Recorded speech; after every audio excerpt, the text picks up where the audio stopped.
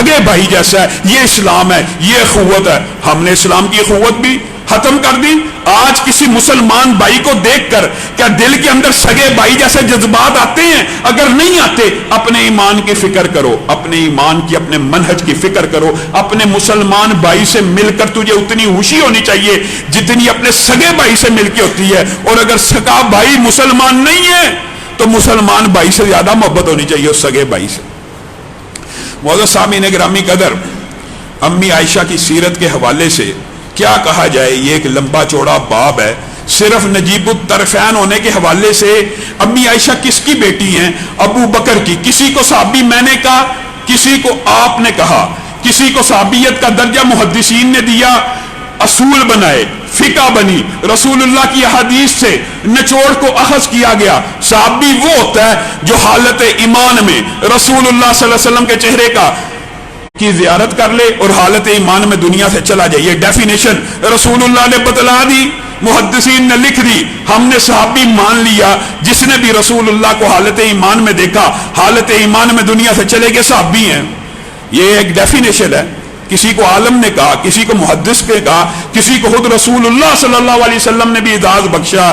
لیکن کائنات میں ایک صحابی ایسا بھی ہے جس کا نام لے کے اللہ نے قرآن پاک میں اس کو صحابی کا شرف دیا۔ وہ کون ہے؟ حضرت ابو بکر ہیں۔ ثانی اثنین اذ ہما فی الغار اذ یقول لصاحبہ، واحد ابو بکر ہیں جن اکیلے کا نام لے کے اللہ نے کہا یہ رسول اللہ تیرے صحابی ہیں۔ ان کے والد ابو بکر صدیق، اور عظمت کتنی ہے؟ 4 نسلیں اور کسی صحابی کی، 4 نسلیں کسی اور صحابی کی صحابیت میں داخل نہیں ہوئی۔ حضرت ابو بکر خود بھی صحابی، باپ بھی صحابی، 2 نسلیں، بیٹا بھی صحابی، 3 نسلیں، پوتا بھی صحابی، 4 نسلیں کسی اور صحابی کی اس نام میں موجود نہیں ہے کہ 4 کی 4 نسلیں صحابیت کے شرف سے بہرہ ہوئی ہوں۔ یہ تو باپ کی سائیڈ ہے، اور ماں کی سائیڈ ام رومان ہے۔ رسول اللہ صلی اللہ علیہ وسلم نے فرمایا جس نے جنت کی حور کو زمین پہ چلتا دیکھنا ہے، امی عائشہ کی والدہ کو دیکھ لے۔ یہ وہ عائشہ ہیں۔ رسول اللہ صلی اللہ علیہ وسلم کے پاس جبریل امین سبز رنگ کے غلاف میں، ریشم میں امی عائشہ کی تصویر باضابطہ طور پہ، صحیح حدیث ہے، بار بار لے کے آتے تھے۔ رسول اللہ صلی اللہ علیہ وسلم اس تصویر کو دیکھتے، امی عائشہ کو خود بیان کیا وہ آپ ہی کی تصویر تھی، وہ آپ ہی کی تصویر تھی۔ پھر میں نے یہ سمجھ لیا کہ میرا ارادہ نہیں، ابو بکر نے تو پہلی بات جب رشتہ مانگا دے دیا، مجھے پتہ لگ گیا میرا رب چاہتا ہے کہ میری آپ سے شادی ہو جائے، اور جبریل امین مجھے کہہ گئے ہیں تو میری جنت میں بھی بیوی ہے، تو میری دنیا میں بھی بیوی ہے۔ حتیٰ کہ حضرت عمار، آپ کو پتہ ہے جنگ جمل کا سارا واقعہ سیرت علی میں رکھا تھا۔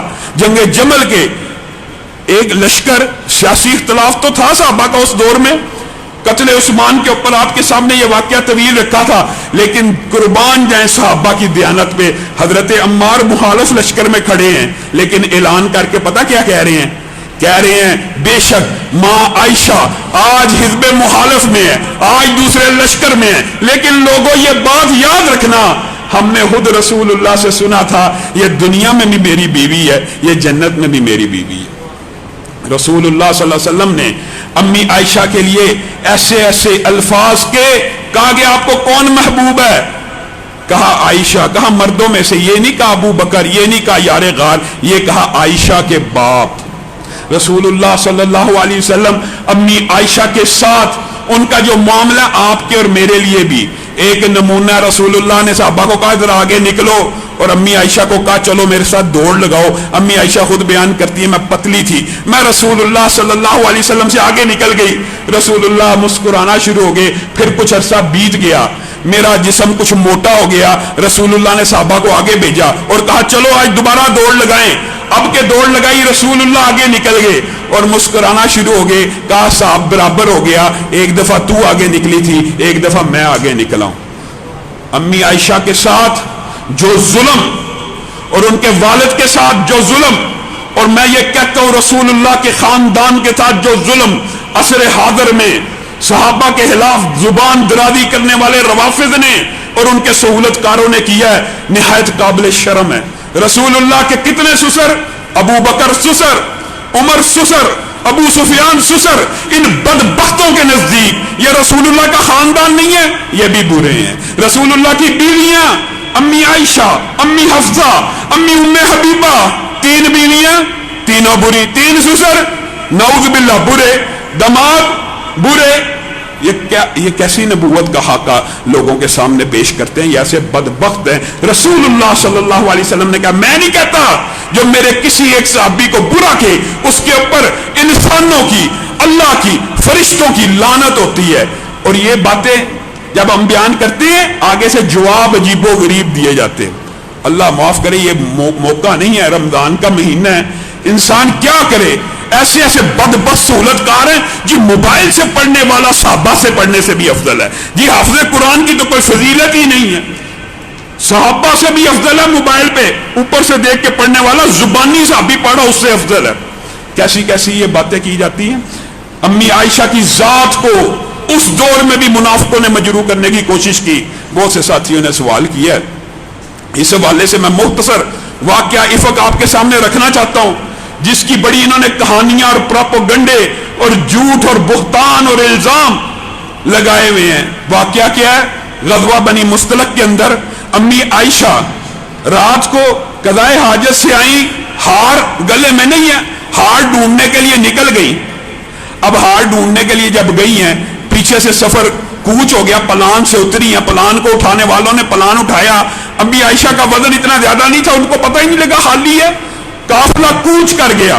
امی عائشہ کو ہار مل گیا، ہار مل کے وہ دوبارہ قافلے کے اندر شامل ہونے کے لیے آئیں، قافلہ روانہ ہو چکا۔ اب پیچھے ایک اہلکار عربوں نے رکھا ہوتا تھا جو قافلے کی گڑی پڑی چیز کو اٹھاتا آتا تھا۔ امی عائشہ بیٹھ گئی کہ کوئی آئے گا دیکھنے مجھے لے جائے گا۔ امی عائشہ بیٹھے بیٹھے سو گئی۔ اتنی دیر میں حضرت صفوان آئے، انہوں نے امی عائشہ کو اٹھایا اور ساتھ لے جا کے قافلے میں شامل کر دیا۔ بات صرف اتنی، ٹوٹل واقعہ یہ ہے۔ اب جب شامل کیا، عبداللہ ابن ابی منافق اور منافقین کی جماعت نے پروپیگنڈا شروع کر دیا، امی عائشہ غیر محرم کے ساتھ آئی ہیں، اتنا سفر کر کے پیچھے رہ گئی تھی، یہ ہو گیا وہ ہو گیا، بکواس، بہتان، الزامات۔ اور اس الزام کے شکار میں بڑے 2 صحابی بھی شامل ہو گئے، جو صحابی بڑے تھے لیکن منافقوں کی پروپیگنڈے کی وجہ سے وہ بھی متاثر ہو گئے۔ ایک حضرت مصطح اور ایک حضرت حسان بن ثابت۔ بیٹا قرآن پڑھ رہا تھا، آج قدرتی طور پہ وہی آیتیں پڑھی جا رہی ہیں۔ امی عائشہ گھر آئیں، بات پھیل گئی، امی عائشہ کو نہیں پتا۔ رسول اللہ خود بیان کرتی ہیں کہ میں دیکھتی ہوں رسول اللہ صلی اللہ علیہ وسلم جس طرح ہر وقت مجھ سے ہنستے کھیلتے پیار محبت سے باتیں کیا کرتے تھے، اب وہ توجہ نہیں ہے، اب وہ التفات نہیں ہے، کام کی بات ہوتی ہے، ایک جیسا تکلف آ گیا ہے کہ بے تکلفی کا ماحول ختم ہو گیا ہے، کام سے کام کی بات کی۔ آج ہماری تو بدبختی ہے، آج ہمارے پورے گھرانے صرف کام سے کام کی بات کرتے ہیں۔ امی عائشہ اس رویے کو صرف اجنبیت محسوس کرتی ہیں، کہتی ہے میرے دل کو چوٹ پہنچی، رسول اللہ صلی اللہ علیہ وسلم میرے سے بلا وجہ اتنا تکلف برت رہے ہیں، صرف کام سے کام رکھ رہے ہیں، پہلے والا معاملہ نہیں، پہلے والا ماحول نہیں، میرے دل کو چوٹ لگی۔ میں نے کہا میں بھی اپنے ماں باپ کے گھر جاتی ہوں، پتہ ہی نہیں تھا کہ ہوا کیا ہے۔ جس بندے کے ذہن میں کوئی ایسی بات ہی نہ، اس کو کیا پتہ لگے کہ میرے بارے میں کیا باتیں ہو رہی ہیں۔ میں اپنے ماں باپ کے گھر آ گئی، وہاں پہ رہنا شروع کیا۔ ایک رات نکلی، ام مصطح ساتھ تھی، ٹھوکر لگی، ام مصطح نے کہا مصطح کا بیڑا غرق ہو جائے۔ میں نے ان کو ٹوکا۔ امی عائشہ خود بیان کرتی ہیں کس کے بارے میں، یہ وہ صحابی ہیں جو پروپیگنڈے کا شکار ہوئے تھے۔ کہا تم مصطح کے بارے میں کہہ رہی اس کا بیڑا غرق ہو؟ مصطح تو بدری صحابی ہے، اور بدری صحابی کے بارے میں رسول اللہ نے کہا وہ جو مرضی عمل کرے جنت میں جائے گا، مصطح کو برا مت کہو۔ اس کی ماں مصطح کی کہتی ہے میں اس کو برا کیوں نہ کہوں، اس نے تیرے بارے میں یہ بات کی ہے۔ امی عائشہ کہتی ہے پہلا دن تھا، پہلا دن مجھے یہ پتا لگا کہ میرے بارے میں اتنی بڑی بات ہو رہی ہے، رسول اللہ نے مجھ سے پوچھا بھی نہیں، رسول اللہ نے ذکر تک نہیں کیا، میرے سے میرا ماں باپ صفائی کیوں نہیں لے رہا، مجھ سے پوچھ ہی لیتا۔ میں روتی چیختی کراہتی گھر میں داخل ہوئی، اور امی عائشہ نے حضرت مریم کی وہ سنت زندہ کی، گناہ نہیں کیا، بخار میں پھونک اٹھی اور گر پڑی، بار بار ہوش آتا بے ہوش ہو کے گر پڑتی، جیسے حضرت مریم نے کہا تھا نا یا لیتنی مت قبل ھذا، امی عائشہ کہتی ہیں میری کیفیت یہ تھی، گناہ نہیں تھا کیا، لیکن کیفیت مریم والی بار بار ہوتی تھی کہ میں مر کیوں نہ گئی، میرے پہ یہ الزام لگانے کی ہمت کیسے ہوئی۔ اسی اثنا میں رسول اللہ صلی اللہ علیہ وسلم گھر میں داخل ہوئے، حضرت ابو بکر کے گھر میں، اور آ کے ایک الفاظ کے عائشہ اگر آپ نے یہ کام یا آپ سے کوئی غلطی ہو گئی ہے نا تو آپ اللہ سے معافی مانگ لیجیے۔ امی عائشہ کہتی ہیں بس جن کے ساتھ ایک تعلق تھا، جب ان کی زبان سے یہ الفاظ نکل گئے آنسو ایک دم خشک ہو گئے، غم کی کیفیت ایک دم چھٹ گئی، پتھر دل ہو گیا ایک دم کہ یہ رسول اللہ صلی اللہ علیہ وسلم کہہ رہے ہیں۔ یہاں بھی بات یاد رکھیے، اللہ کی قسم جب تک وحی نہ آئے، جب تک اللہ ارادہ نہ کرے، جب تک اللہ اطلاع نہ کرے، رسول اللہ صلی اللہ علیہ وسلم بھی امی عائشہ کو کیا کہہ رہے ہیں، اگر آپ سے غلطی ہو گئی ہے تو آپ اللہ سے معافی مانگ لیجیے۔ ابھی الفاظ کے ہیں، امی عائشہ کہتے ہیں میرے آنسو خشک ہو گئے، میرے دل پتھر کی طرح سخت ہو گیا کہ رسول اللہ صلی اللہ علیہ وسلم کے اوپر وحی کی کفیات شروع ہو گئی۔ سبحان اللہ، بیٹے نے کتنا عمدہ قرآن پڑھا ہے، اس موقع کی کیسی تلاوت کی ہے، پے در پہ سورۃ نور کی آیتیں اترنا شروع ہوئی، رسول اللہ کا چہرہ خوشی سے ٹمٹمانا شروع ہو گیا، رسول اللہ آیتوں کی تلاوت کرنا شروع ہو گئے، اور قربان جائیں اپنی ماں عائشہ کی طہارت کے اوپر جریج کی گواہی ایک نومولود بچے نے دی، یوسف کی طہارت کی گواہی ان کے اہل نے دی، بہت سے لوگوں کی گواہی انبیاء نے دی، ان کی پاکیزگی کی، ان کی طہارت کی۔ ماں عائشہ کی باری آئی، اللہ عرش کی بلندیوں سے بول اٹھا، اور جب تمہیں پتہ لگا ماں عائشہ کے اوپر تہمت لگی ہے، تم نے کیوں نہیں کہا ھذا افک مبین، یہ بہت بڑا بہتان ہے، تم نے کیوں نہیں کہا ھذا بہتان عظیم، یہ بہت بڑا جھوٹ ہے، تم نے جیسے ہی سنا تمہیں یہ یقین کیوں آیا، تم نے جیسے سنا رسول اللہ کی بیوی کے بارے میں یہ الزام سنا، تمہیں چاہیے تھا تم اسی وقت کہہ دیتے یہ دنیا کا سب سے بڑا جھوٹ ہے، الخبیثات للخبیثین والخبیثون للخبیثات والطیبات للطیبین والطیبون للطیبات۔ اللہ نے کیا دیا، قیامت تک کسی نبی کی بیوی زانیہ نہیں ہو سکتی، مشرکہ تو ہو سکتی ہے، نیک مردوں کے لیے، پاکیزہ مردوں کے لیے، پاکیزہ انبیاء کے بستروں کے لیے کوئی عورت ایسی نہیں آ سکتی جو بیڈ کو شیئر کرے۔ تمہیں کیا ہو گیا، اتنی سخت آیتیں نازل ہوئی، صحابہ کے دل دہل گئے، صحابہ کے کلیجے کہتے ہیں اللہ رب العزت نے اتنے غصے کے اندر قرآن پاک میں صحابہ کو کبھی مخاطب نہیں کیا، اور تمہیں کیا ہو گیا تھا، تم نے کیوں نہیں کہہ دیا تھا کہ یہ جھوٹ ہے۔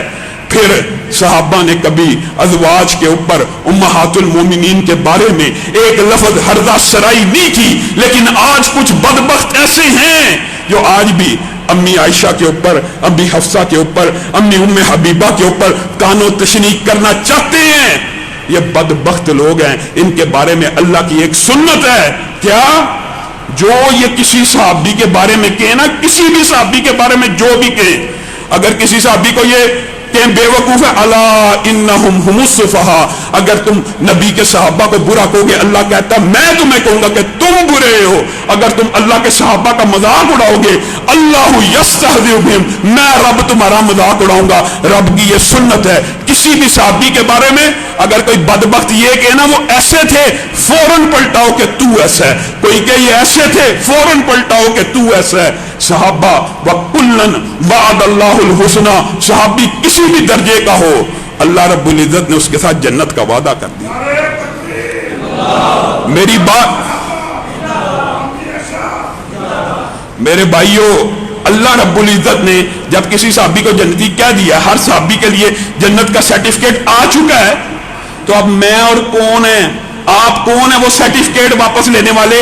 اور صحابہ کے اوپر تان جس بنیاد کو ہوتا ہے وہ مسئلہ بھی سمجھ لیجئے۔ بتا کیا کہتے ہیں، آپ بیان کرتے ہیں کہ صحابہ کو برا کہنے والے پہ لعنت ہے، تو فلاں نے فلاں صحابی کو برا کہا تھا، اور بدبختو یہ حدیثیں امت کے لیے ہیں، صحابہ کی ایک کلاس ہے، ایک سٹیٹس ہے، اگرچہ اوپر نیچے کا فرق ہے، ابو بکر افضل ہے، عمر افضل ہے، لیکن کلاس ایک ہے. صحابہ آپس میں اگر لڑ پڑے ہیں، آپس میں ایک دوسرے کو برا بلا کہا، ان کے اوپر ان حدیثوں کا اطلاق نہیں ہے. یہ حدیثیں تیرے میرے لیے ہیں کہ امت کے اندر کوئی بندہ کسی صحابی کے بارے میں بکواس کرے گا، اس کے اوپر اللہ کی بھی لعنت ہے، رسولوں کی بھی لعنت ہے، فرشتوں کی بھی لعنت ہے، انسانوں کی بھی لعنت ہے. اور ایک واقعہ امی عائشہ کی سیرت کا بیان کر کے اپنی بات کو ختم کروں گا.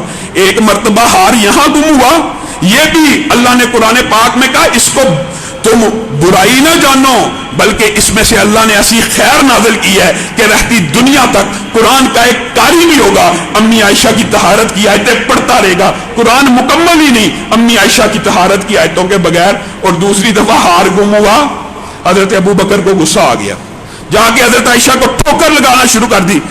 تو اس طرح کرتی ہے، تو چیزوں کا خیال نہیں رکھتی، تجھے پورا قافلہ تیری وجہ سے رکا. یہ الفاظ ہیں ان کی روایات میں کہ حضرت عائشہ کو ہلکا ہلکا مار رہے ہیں کہ تیری وجہ سے پورا قافلہ رکا ہوا ہے، تیرا ہار گم گیا.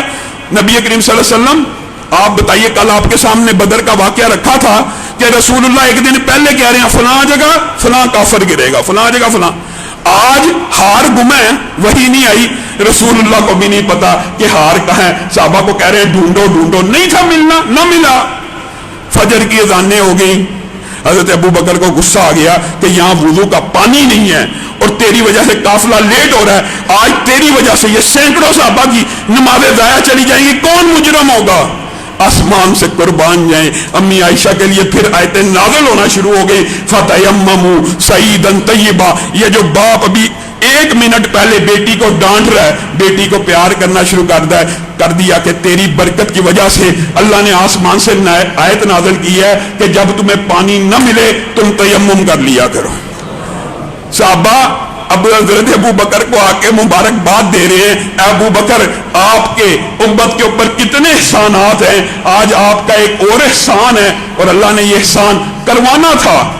ہار نہ ملا، تیمم کیا، نماز پڑھی، رہتی دنیا تک قیامت تک تیمم سب مسلمانوں کے لیے اللہ تعالیٰ نے حلال قرار دے دیا. اونٹ کو اٹھایا، ہار کہا تھا اونٹ کی گردن کے نیچے پڑا، پورے میدان میں ڈھونڈ رہے نہیں ملا، اونٹ کو اٹھایا، ہار مل گیا. اللہ رب العزت جو کہا گیا، جو سنا گیا، اس کو سمجھنے کی توفیق عنایت فرمائے.